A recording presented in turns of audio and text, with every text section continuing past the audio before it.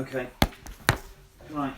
The three things that you really need to bear in mind about the war that stand out to me, I'm looking at this thing, right? Yeah.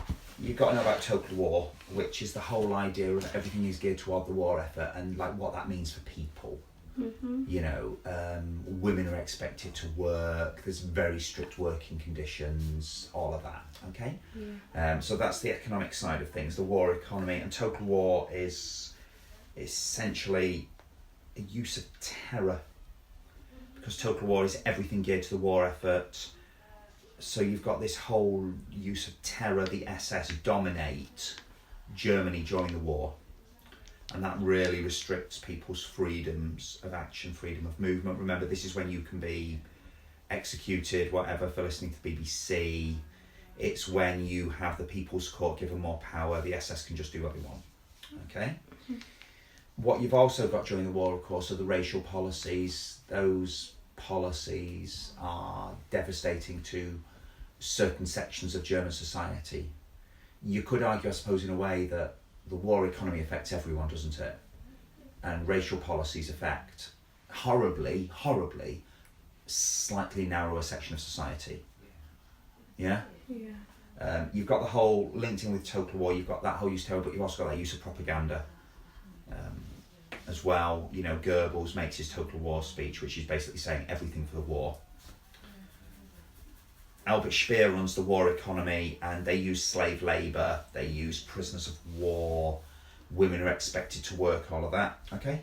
Mm-hmm. You've also got, during the war, let's see, what else does it mention here? Total war, Albert Speer, prisoners in concentration camps, women in arms factories, skilled workers no longer considered. Anything that did not contribute to the war effort was eliminated. So it says there professional sport was ended in March 43, magazines were closed, non-essential businesses were shut. So that's going to mean more economic hardship. It's going to mean that, basically life in Germany is much harder, it's much more grim, it's much more devoted to the war. There's rationing, there's massive shortages. You know, people are hungry. You've also got the impact of bombing. Now, bombing is one of those things that I think people know what it did, but they don't have any statistics of it. So, like, here's a statistic. The attack on Hamburg in 43 caused a firestorm which killed 30,000 people. 1945, 150,000 killed in Dresden, 70% of properties destroyed. Yeah? Yeah. So you have to bear in mind the impact of bombing is almost absolute, but it's more concentrated in the urban areas, whereas terror affects everyone. Mm. You know, remember the SS are left to run Germany by Hitler.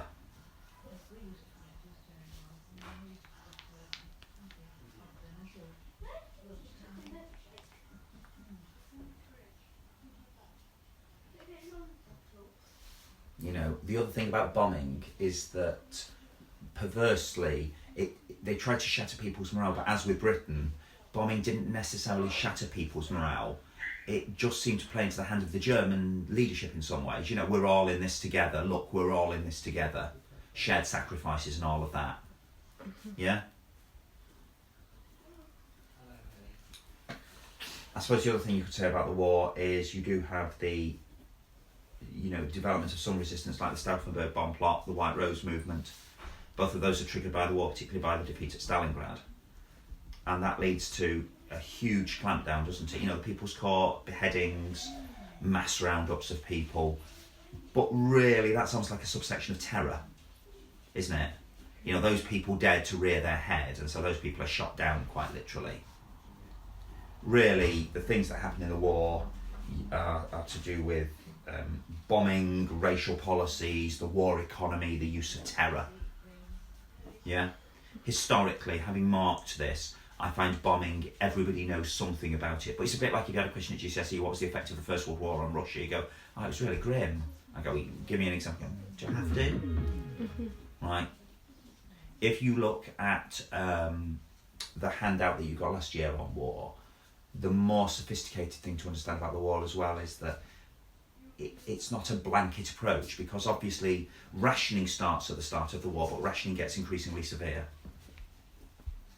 You know, as things get worse, particularly after Stalingrad, particularly after the war in Russia begins, and then after Stalingrad.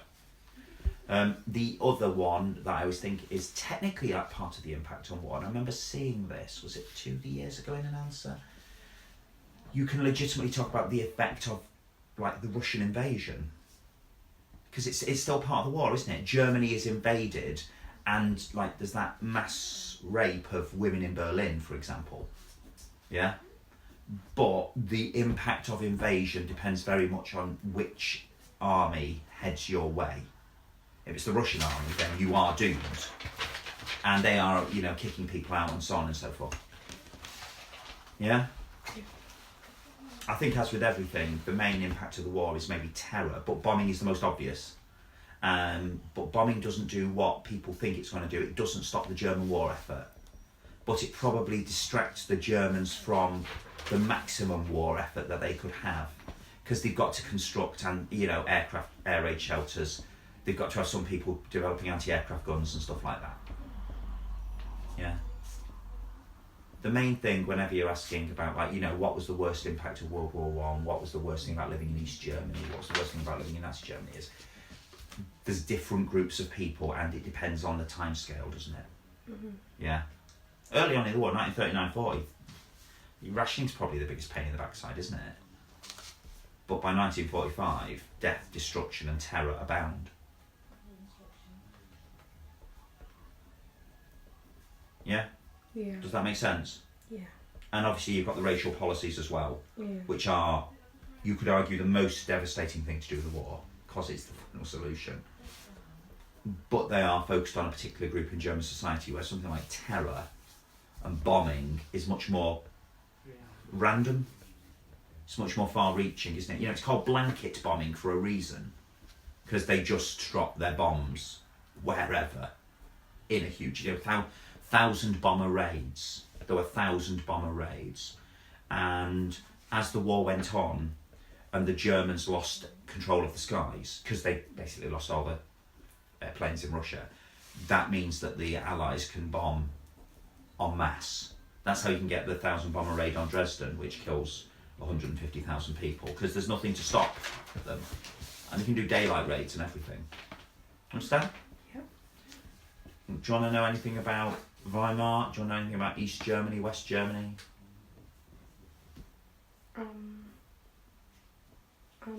Have you got up to that? Oh no, we're just doing Weimar at the moment. Okay. Do you want to say? Could we go over the zones and stuff? Right. Basically, if you get a question like Germany after the war, you have to look very carefully at the question. Are they asking you 1945 to 49, which just means you always talk about zones? Are they talking about 45 to say 63, which means you can talk about the zones and then separate East and West Germany? Or they talk about 49 onwards, in which case you don't talk about the zones. The zones are, after Potsdam, remember, Germany's divided into 4 zones. You've got the Western zones. Never talk about the Allied zones, because they're all the Allies in the war. You've got the Western zones, which is the British, the French and the American zones. And you have the Soviet zone, which is the Eastern zone of occupation.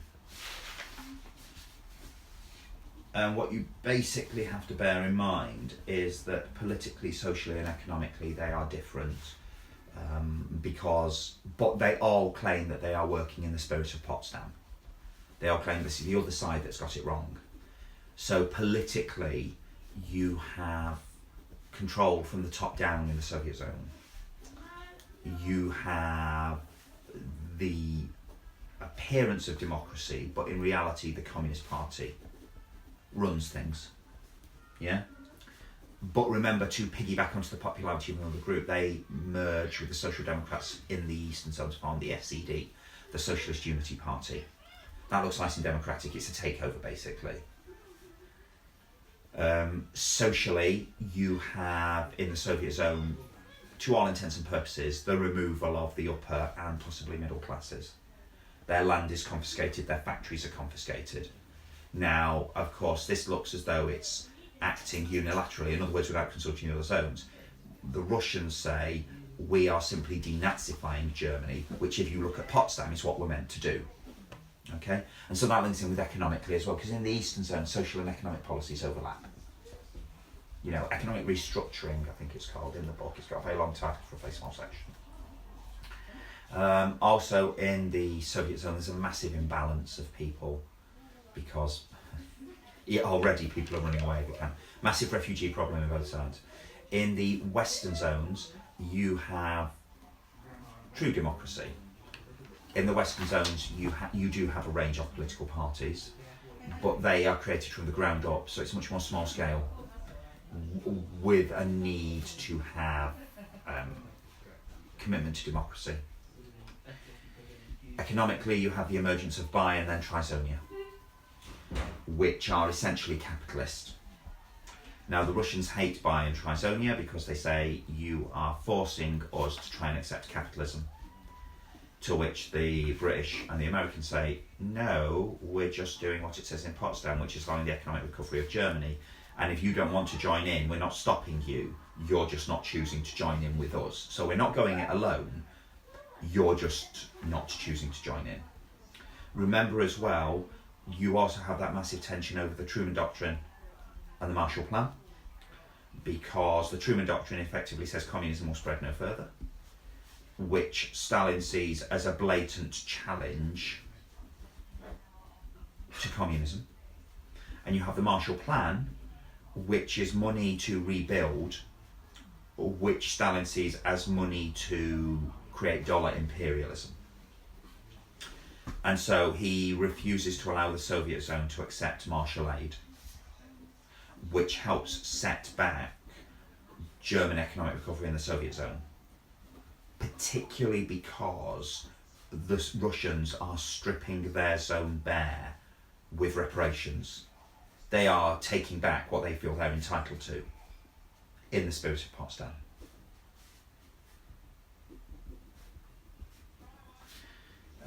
Remember as well that in the Western zones, if you've got Bizonia and you've got a developing economy, they feel the need to introduce a new currency as well, because they don't feel you can have proper economic recovery until you've got a new currency to replace the discredited Reichsmark, which was the old Nazi currency. And so they use the new Deutschmark, including in West Berlin, which the Russians see as a provocative move, and they use it as an excuse to start the Berlin blockade, which leads to the Berlin airlift,